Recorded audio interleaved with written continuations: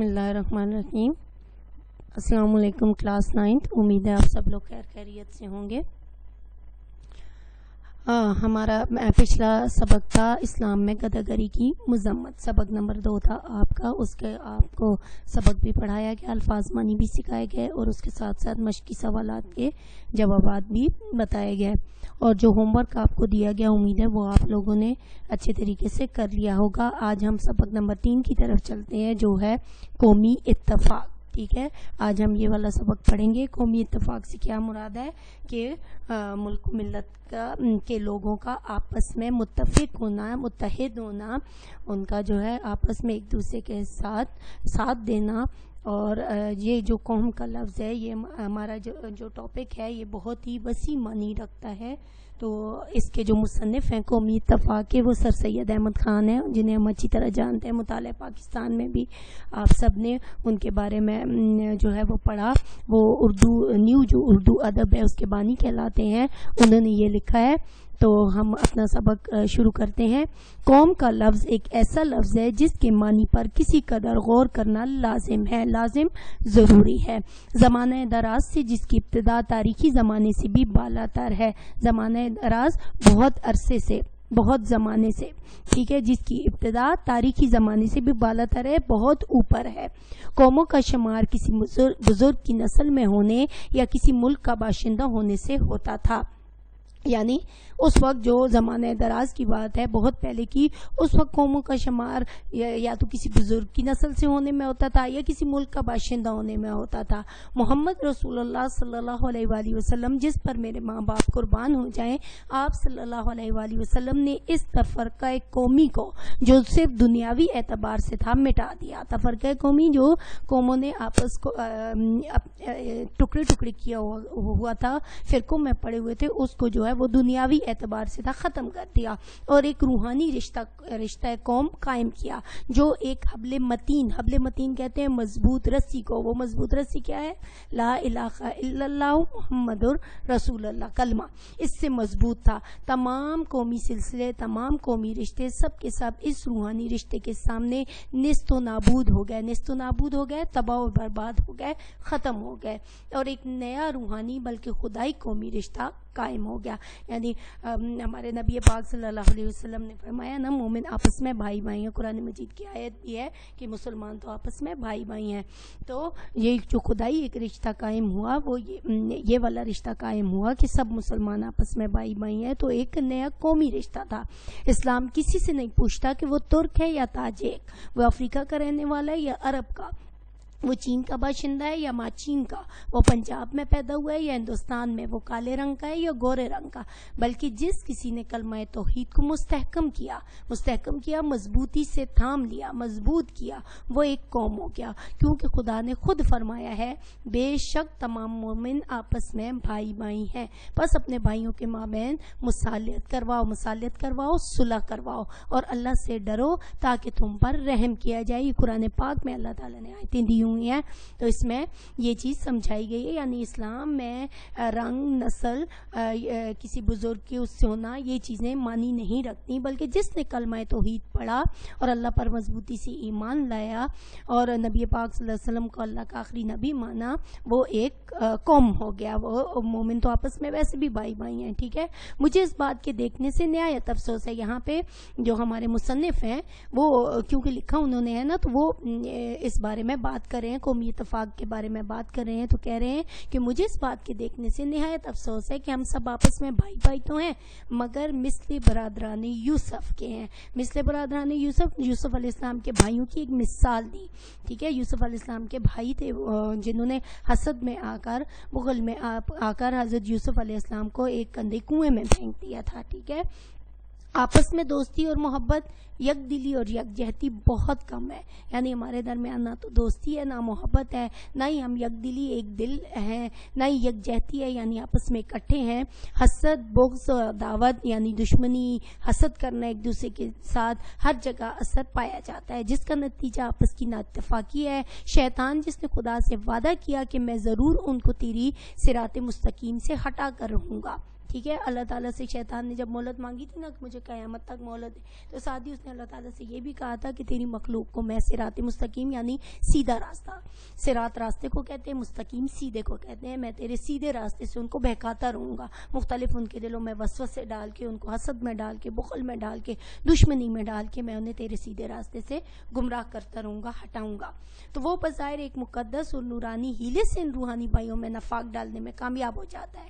ہیلا بہانہ، مقدس اور روحانی بہانے ان کے سامنے بناتا ہے کہ تم ان سے بالا تر ہو، تم ایسے ہو، تم ویسے ہو، تو وہ ان کے درمیان نفاق دشمنی ڈالتا ہے، ان کے دلوں میں نفاق کی بیماری ڈالتا ہے. اور جس طرح کہ ہمارے باپ حضرت آدم علیہ السلام اس کے فریب کو خالص دوستی سمجھ کر دھوکے میں آ گئے، اسی طرح ہم بھی اس کے دھوکے میں آ جاتے ہیں.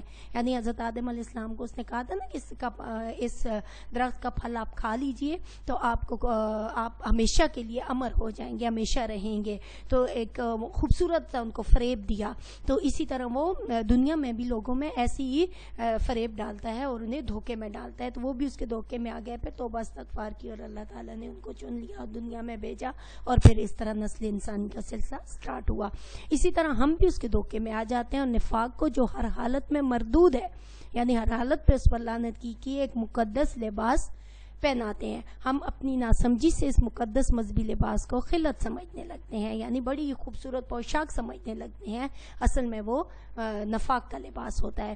کون شخص ہے جو اس بات کو نہیں جانتا کہ جس شخص نے لا الہ الا اللہ کا وہ مسلمان ہے. یعنی ہم سب جانتے ہیں بحیثیت مسلم، ہمیں پتہ ہے کہ جس نے کلمہ پڑھا وہ ہمارا مومن بھائی ہے، جس نے ہمارے قبلے کو اپنا قبلہ بنایا وہ مسلمان ہے، اور جو مسلمان ہے وہ ہمارا بھائی ہے. امام اعظم رحمۃ اللہ علیہ فرماتے ہیں ہم اہل قبلہ کو کافر نہیں کہتے، ہمہ فروہی مسائل میں اختلاف ہونے کی وجہ نسبت کس طرح ہماری قوم نے اس حبل المتین کی بندش کو توڑا ہے. ہمہ فروہی مسائل غیر اہم مسائل، ٹھیک ہے، ان میں ہم نے اختلاف کیا، اور ہماری قوم نے اس حبل متین یعنی مضبوط رسی کی بندش حصار کو، جس نے ہمیں مضبوطی سے آپس میں جوڑ رکھا تھا، اس کو توڑ ڈالا، اور اس رشتہ اخوت کو، رشتہ اخوت بھائی بھائی کے رشتے کو جسے خود خدا نے قائم کیا تھا، چھوڑا ہے. ان نا اتفاقیوں نے ہماری قوم کو نہایت ضعیف بہت کمزور اور ٹکڑے ٹکڑے کر دیا ہے. جمعیت کی برکت یعنی اکٹھے ہونے کی جو برکت، جمعیت اکٹھا ہونا، آپس میں اتحاد رکھنا، اتفاق رکھنا، جمعیت کہتے ہیں اس کو، جماعت سے نکلا ہوا لفظ ہے، ٹھیک ہے. جمعیت کی برکت ہماری قوم سے جاتی رہی ہے. قومی ہمدردی، قومی ترقی اور قومی امور کے سر انجام دینے میں اس نالائق نا اتفاقی نے بہت کچھ اثر بد بہت ہی برا اثر اس نے کیا ہے، بہت نقصان پہنچایا ہمیں. بس ہماری قومی ترقی کا سب سے اول مرحلہ یہ ہے کہ ہم سب آپس کی محبت سے اس عداوت اور نفاق کو یکتائی اور یکجہتی سے متبدل کریں. یکتائی ایک اکٹھے ہو کر، آپس میں بھی، اور یکجہتی پوری دنیا کو اکٹھا کر، پورے اپنے قوم کو اکٹھا کر کے، مبدل کہتے ہیں تبدیل کرنے کو، کہ ہم اس نفاق کو اپنی یکجہتی میں، یکتائی میں تبدیل کر دیں. یکتائی اور یکجہتی سے میرا یہ مقصد نہیں ہے کہ سب لوگ اپنے اپنے عقائد چھوڑ کر کسی ایک عقیدے پر قائم ہو جائیں. یعنی مختلف لوگ مختلف عقائد پر ہوتے ہیں نا، تو سر سید کہہ رہے ہیں کہ میرا یہ ہرگز مطلب نہیں ہے کہ سب اپنے اپنے عقائد کو چھوڑ کر صرف ایک عقیدے پر قائم ہو جائیں. ایسا تو نہ اب ہو سکتا ہے، نہ اس سے پہلے کبھی ہوا ہے، نہ ہی آئندہ ہو سکے گا. ٹھیک ہے. اتفاق کے قائم رکھنے کی جس کی ہمیں ضرورت ہے، ایک اور عقلی اور نقلی راہ موجود ہے جس کی پیروی قومی اتحاد کا ذریعہ ہو سکتی ہے. انسان جب اپنی ہستی پر نظر ڈالے گا تو وہ اپنے امور میں دو حصے پائے گا. ٹھیک ہے. جو وہ کام کرتا ہے نا، اس میں اس کے دو حصے ہوں گے، ایک کا تعلق خدا سے اور ایک حصے کا ابنائے جنس. ابنائے جنس کیا چیز ہے؟ انسانی جسم کے اعضاء. ٹھیک ہے.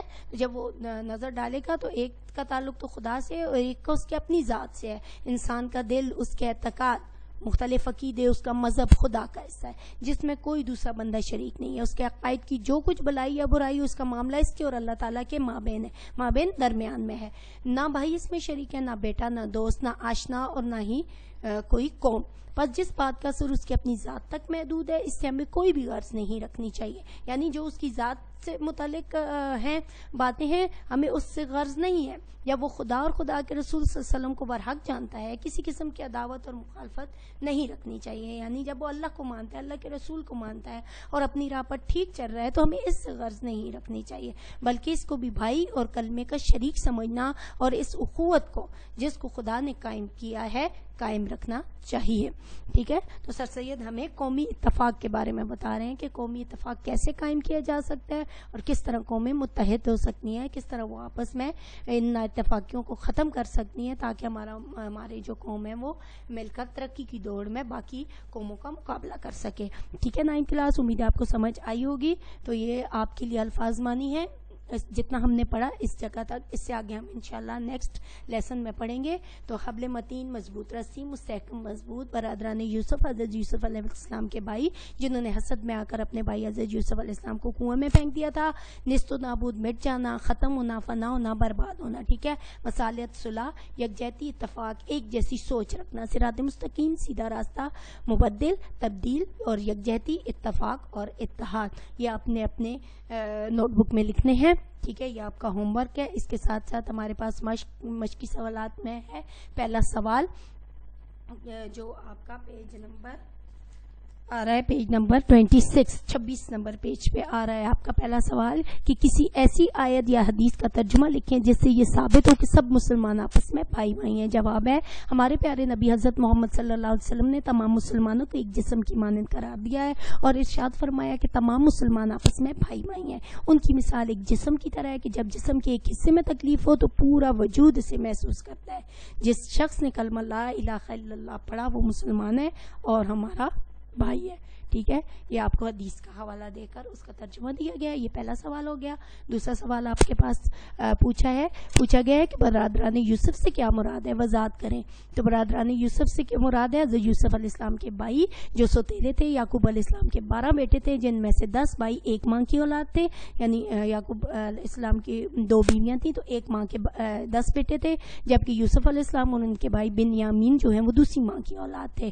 حضرت یعقوب علیہ السلام حضرت یوسف علیہ السلام کی فہم و فراست, دانائی اور حسن و جمال کی وجہ سے ان سے زیادہ محبت کرتے تھے. وہ بہت ہی زیادہ ذہین اور بہت ہی معاملہ فہم اور بہت ہی زیادہ خوبصورت تھے. اس وجہ سے والد کے زیادہ قریب تھے, جس کی وجہ سے ان کے سوتیلے بھائی ان سے حسد اور بغض کرنے لگے اور انہیں راستے سے ہٹانے کی تدبیریں کرنے لگے. آخرکار انہیں ایک اندھے کنویں میں پھینک دیا اور اپنے والد سے کہا کہ انہیں بھیڑیا کھا گیا ہے. ان کے والد غم سے نڈھال ہو گئے, مگر خدا کا کرنا ایسا ہوا کہ ایک قافلے کا وہاں سے گزر ہوا اور انہوں نے حضرت یوسف علیہ السلام کو وہاں سے نکالا اور مصر کے بازار میں فروخت کر دیا. اس وقت غلاموں کا روایت فروخت کر دیا اور اللہ کے کرم سے یوسف علیہ السلام آخر مصر کے بادشاہ بن گئے. جس نے خریدا اس نے انہیں بڑی اچھی طرح رکھا اور پھر وہ جو ہے کیونکہ وہ اللہ کے نبی بننے والے تھے نا, تو شروع ہی سے یہ چیز تھی, اس وجہ سے پھر جو ہے وہ مصر کے بادشاہ بنے. مصنف نے برادران یوسف کو یہاں استعارہ کے طور پر استعمال کیا ہے کہ ان لوگوں کے لیے جو بظاہر ہر گندم نما جو فروش ہیں اور اوپر سے بھائی بنتے ہیں مگر دراصل وہ مسلمانوں کے خلاف اور اپنے ہم وطنوں کے خلاف دشمنی رکھتے ہیں. بظاہر بھائی تو ہیں لیکن ایک دوسرے سے محبت ہمدردی کی بجائے نفرت کرتے ہیں. تو یہ آپ کا ہو گیا برادران یوسف سے کیا مراد ہے. یہ دونوں سوال اور الفاظ مانی آپ نے اپنے ہوم ورک کرنا ہے, اچھے طریقے سے لکھنا ہے. اپنا خیال رکھیے گا. وآخر دعوانا ان الحمدللہ رب العالمین.